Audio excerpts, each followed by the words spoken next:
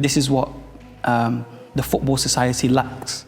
Like after football, after being told you're not going to be a footballer, for instance, clubs just leave them. Our mindset in this remotely and pathways make sense, you know, that we're going to be there for them and give them the options and solutions. I think for me, in this particular project, we both remotely and Pathways has the same mindset, you know. With what we do as an organisation, we get young people into employment, and most of the young people we get into employment are graduates.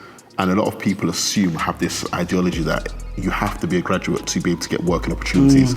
But that's not always the case. Because when you look at the skill sets and the things that young people go through in football, some of the life lessons you learn are transferable skills you can use in the workplace. The hard work that you have to go into training, the turning up every morning, the leadership skills you develop on a football pitch, the communication skills you develop on a football pitch are things that a lot of people don't learn at an age before university, and they get thrown into the real world.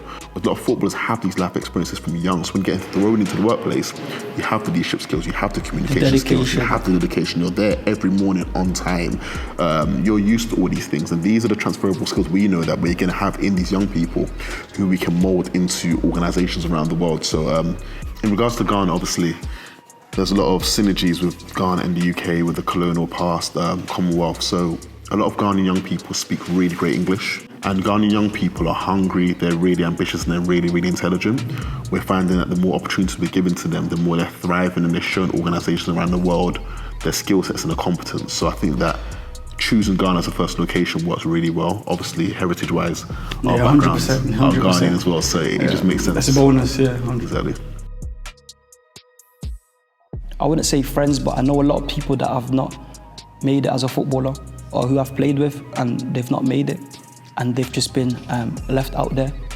And that's one thing that Pathways and remotely, this is why we've come together, you know. We don't want to see people alone, you know. We want to pick people back up and show them what we can do for them, that it's not over, you know.